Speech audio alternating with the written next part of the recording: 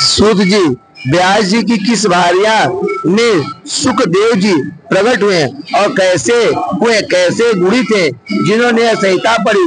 आप सुखदेव जी को अरणी से प्रकट आयोनिज कहते हो, इसमें हमको संदेह है। हे महाबुद्धिमान, इसको आप हमसे कहिए। हमने महातपस्वी सुखदेव जी को पूर्व में गर्भ योगी को सुना है, जिन्होंने यह बड़े विस्तार का पुराण किस प्रकार पढ़ा। सूत जी बोले, एक समय व्यास जी सरस्वती नदी के किनारे अपने आश्रम में दो चटक पक्षियों को देखकर परम विस्मित हुए कि उत्पन्न होते ही अपने शिशु को, जो अंड से प्रकट मनोहर ताम्र मुक्त, सब अंग से मनोहर, पुच्छ और रोम से हीन था, घोंसले में छोड़कर रति के श्रम में से परायण हुए। वे दोनों भक्ष्य लाकर अपनी चोंच से उसकी चोंच में बारंबार अन्न दे रहे थे। वह परम प्रसन्न हो अपने अंग से बालक को अंग घर्षण करते हैं। कल भी प्रेम से अपने बालक का मुख चूमते हैं। उन दोनों चटक को बालक में अत्यंत प्रेम देखकर चिंताचूर हो व्यास जी ने अपने मन में यथेष्ट विचार किया, जबकि पक्षी आदि के प्रेम भी पुत्र में दिखा और फिर सेवा फल की इच्छा मनुष्यों में तो क्यों न हो। क्या विचित्र है, क्या यह दोनों चटक इसके विवाह सुख साधना की रचना करेगा? वधु का मुख देख प्रसन्न होंगे अथवा यह उनकी बुढ़ापे में सेवा करेगा? यह कल की प्रसन्नता के निमित्त परम धर्म करेगा? क्या यह धन उत्पन्न कर माता पिता को तृप्त करेगा अथवा विधि पूर्वक कार्य करेगा? अथवा क्या जाकर गया में श्राद्ध करेगा? क्या यह बालक विधि पूर्वक नील वृषभ उत्सर्ग करेगा? इस संसार में सुखों में उत्तम सुख यही कहा जाता है कि पुत्र शरीर को स्पर्श प्रेम से आलिंगन करना। और पुत्र की गति नहीं और स्वर्ग भी नहीं, परलोक में निमित्त पुत्र से अधिक कोई साधना नहीं है। मनु आदि मुनियों ने धर्मशास्त्र में लिखा है कि पुत्र से ही स्वर्ग होता है, बिना पुत्र के स्वर्ग नहीं होता। यह प्रत्यक्ष ही है, कुछ अनुमान साधक की आवश्यकता नहीं है। पुत्रवान ही पाप से छूट जाता है। यह अप्राप्तों ने कहा है।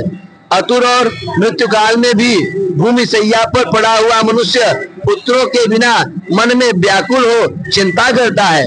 मेरे घर में अनेक प्रकार का धन है, अनेक पात्र हैं, सुंदर मंदिर है, इनका स्वामी कौन करे होगा? मृत्यु काल में उसका मन दुख से भ्रमण करता है। इस कारण भ्रांत चित्त की सर्वथा दुर्गति होती है। इस प्रकार व्यास जी अनेक चिंता करके बहुत श्वास लेकर विमन होते हुए ऐसा मन में विचार कर निश्चय कर तप करने में सुमेरु पर्वत पर चले गए। अपने मन में विचार करने लगे, मैं किस देवता को प्रसन्न करूं, किसकी उपासना करूं जो शीघ्र ही वर देकर मनोवांछित पूरा करेंगे।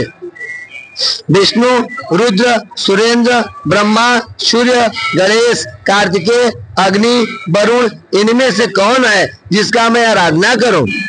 इनके ऐसा विचार करने पर मुनि श्रेष्ठ नारद जी बेड़ा हाथ में लेकर अपनी इच्छा से वहां प्राप्त हो गए।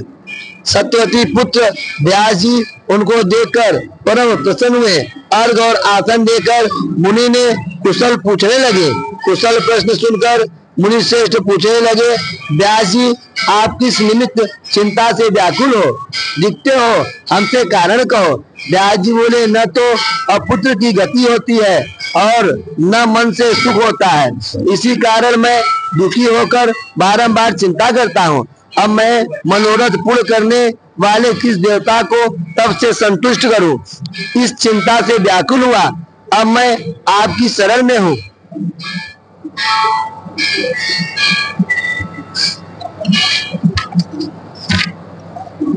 हे कृपानिधे महर्षि, तुम सर्वज्ञ हो, कहिए मैं किस देवता की शरण में जाऊं जो मुझको पुत्र प्रदान करे। सूत जी बोले, इस प्रकार व्यास जी के पूछने पर नारद जी ऋषि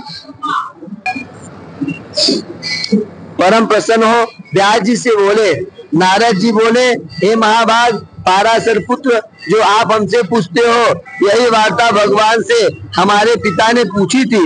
एक समय हमारे पिता हरि के ध्यान में स्थित देख परम विस्मय हो जा प्राप्त हो जगतपति से पूछने लगे कि हे कौस्तुभमणि से उद्भासित दिव्य संग चक्र गदा पद्म धारण किए हुए पीताम्बर चतुर्बाहु श्रीवत्स से अंकित वक्षस्थल सब लोकों के कारण देव जगत प्रभु वासुदेव को महातप करता देख ब्रह्मा जी बोले, हे देव जगन्नाथ भूत भविष्य वर्तमान के ज्ञाता, हे जनार्दन आप क्यों तप करते हो और किसका ध्यान करते हो, इसमें मुझे बड़ा विस्मय है।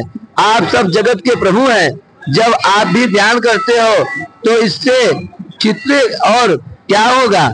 आपके नाभि कमल से उत्पन्न हुआ मैं जगत का करने वाला हूँ, क्या कोई आपसे भी अधिक है। हे देव सो आप कहिए। हे जगन्नाथ मैं जानता हूँ तुम ही सब जगत के आदि कारक हो, कर्ता पालक हरण करता और सब कार्यों में समर्थ हो।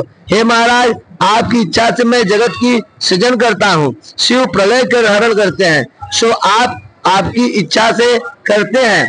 आप ही आज्ञा से सूर्य आकाश में भ्रमण वायु वहन करते हैं, अग्नि तपती है, मेघ वर्षा करती है।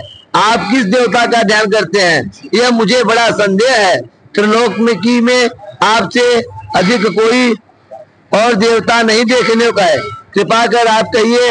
आपका परम भक्त हो, महंत पुरुषों को भी कुछ गोपनीय नहीं है, यह स्मृति है। यह उनके वचन सुनकर हरि प्रजापति से बोले, हे ब्रह्मा जी एक मन होकर सुनो, मैं आपसे वर्णन करता हूँ। यद्यपि तुम अपने को मुझको और शिव को सृष्टि की उत्पत्ति पालन प्रलय करने वाला मानते हो, तो